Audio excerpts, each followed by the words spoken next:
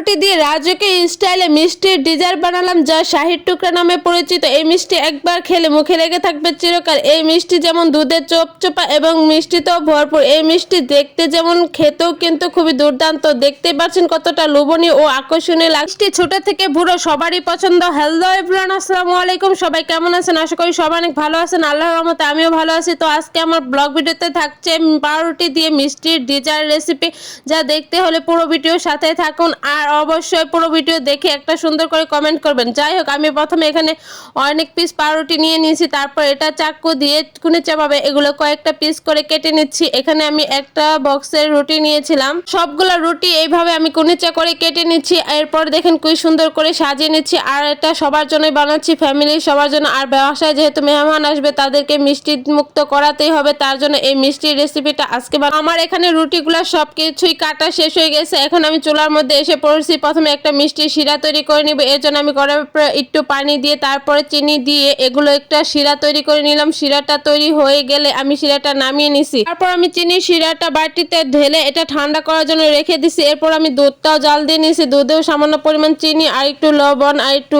গরম মশলা, খাল, গোটা তেজপাতা এগুলো দিছি গ্রান আসার জন্য। যাই হোক, পরে ওগুলো উঠিয়ে ফালিয়ে দিয়েছি। এই রুটিগুলো কেটে রাখছিলাম, সেই রুটিগুলো এখন তেলে ভেজে নিতে হবে। তো কড়াইটা বসিয়ে দিয়ে তেলটা গরম হতে আমি রুটিগুলো একটা একটা করে ছেড়ে দিছি। তারপর উল্টিয়ে পাল্টিয়ে সুন্দর করে আস্তে আস্তে জাল দিয়ে এগুলো ভেজে নিচ্ছি। এগুলো লালচে ভাব হয়ে আসলে উঠিয়ে নিতে হবে। এই যে আমার এগুলো কিন্তু ভাজা শেষ হয়ে গেছে। এখন আমি এগুলো নামিয়ে নিচ্ছি। আর এরকম করে আমি সবগুলাই ভেজে নিব। আর এগুলো বেশি জাল দিবেন না, তাহলে কিন্তু পুড়ে যাবে।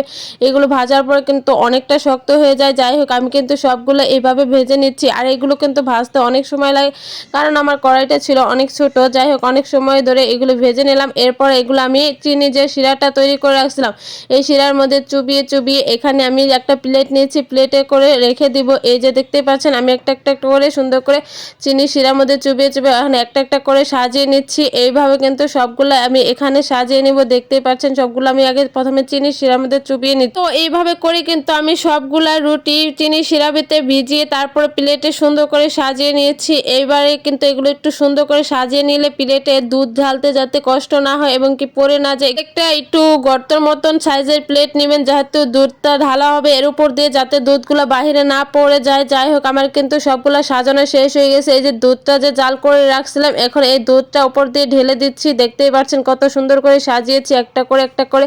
এরপরে দুধটা ঢেলে দিচ্ছি। এখন কিন্তু সবগুলা দুধে ভিজে একদম চই চোপড় হয়ে গেছে। এগুলো আরেকটু দেখতে সুন্দর লাগার জন্য আমি এখানে কাঠবাদাম আর কিশমিশ উপর দিয়ে ছিটিয়ে দিয়েছি। এরপর আরেক কিছু অ্যাড করব, যেমন সাদা তিল। সাদা তিল দিলে এগুলো দেখতে আরো সুন্দর হয়ে উঠবে। এই যে আমি এর উপর দিয়ে সাদা তিলগুলো ছিটিয়ে দিচ্ছি। এখন দেখতে পাচ্ছেন কতটা সুন্দর হয়ে উঠেছে। আর এটা দেখতে যেমন সুন্দর লাগতেছে, খেতেও কিন্তু খুবই লোভনীয় ছিল ও মজাদার ছিল। এইটা মিষ্টির ডিজার্টটা অনেক পছন্দ হয়েছে। এটা শাহির টুকরা নামে পরিচিত। যাই হোক, ওই দিন যে দেখতে পাচ্ছেন আরেকটা ভিডিওতে আমার বড় দুলাভাই টেস্ট করছিল।